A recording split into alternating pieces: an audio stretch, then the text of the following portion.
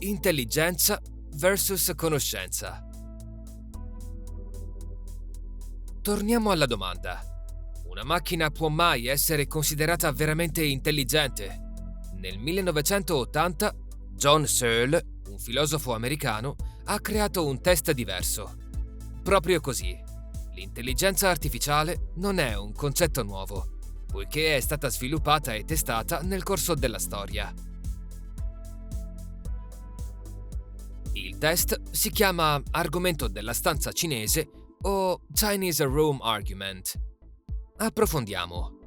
Immaginate di saper parlare il mandarino, ma il vostro amico no. Il vostro amico entra in una stanza piena di simboli e con un regolamento.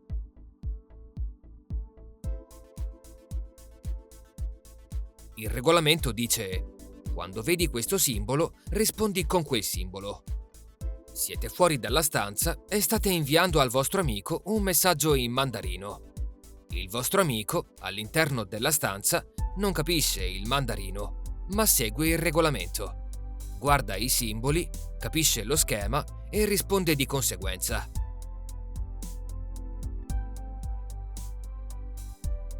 Quando si riceve la risposta, si può pensare che l'amico capisca il mandarino, ma in realtà sta solo seguendo una serie di regole senza capire la lingua.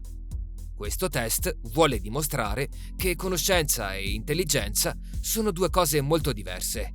Quando si parla di IA, una macchina può non conoscere il mandarino, ma sa come riconoscere il pattern o schema e rispondere con un messaggio. Forse questa analogia con il mandarino non fa parte della vostra routine quotidiana, ma interagire con gli assistenti virtuali dell'IA, come Siri, sì. Chi non ha mai chiesto a Siri di raccontare una barzelletta o di condividere una storia, giusto? In fin dei conti, questi sistemi convertono il nostro linguaggio in qualcosa che possono riconoscere. Cercano costantemente corrispondenze nei loro database, ma non comprendono veramente la nostra lingua. Vediamo un altro esempio. Immaginate di non sentirvi bene e di arrivare in uno studio medico per una visita. Gli infermieri vi faranno una serie di domande. Da quanto tempo si sente così? Quanto ha dolore su una scala da 0 a 10? Controllano i segni vitali e poi, quando finalmente si incontra il medico, si ripetono molte delle stesse informazioni. È un processo ripetitivo che richiede tempo e risorse. Quindi, capire la differenza tra conoscenza e intelligenza può aiutarci a rendere questi processi più efficienti. Immaginate ora una seconda situazione. All'arrivo nello studio medico, un sistema di IA pone tutta una serie di domande. Analizza rapidamente le risposte, rileva i segni vitali e qualsiasi altro dato importante. Al momento dell'incontro con il medico, il sistema ha già generato una diagnosi preliminare basata sui pattern identificati.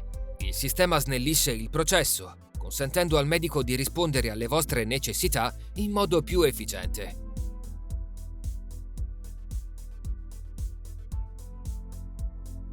Questo sistema opera in modo intelligente, identificando schemi all'interno dei dati raccolti, accelerando così il processo di diagnosi e cura. Come abbiamo visto, la conoscenza e l'intelligenza, pur essendo interconnesse, sono fondamentalmente diverse. La conoscenza è comprendere il mondo che ci circonda, mentre l'intelligenza consiste nell'applicare questa conoscenza in modi nuovi e innovativi. Ma cosa alimenta questa programmazione? Cosa permette all'IA di riconoscere gli schemi o pattern, fare previsioni e imparare dalle esperienze passate? La risposta è i dati.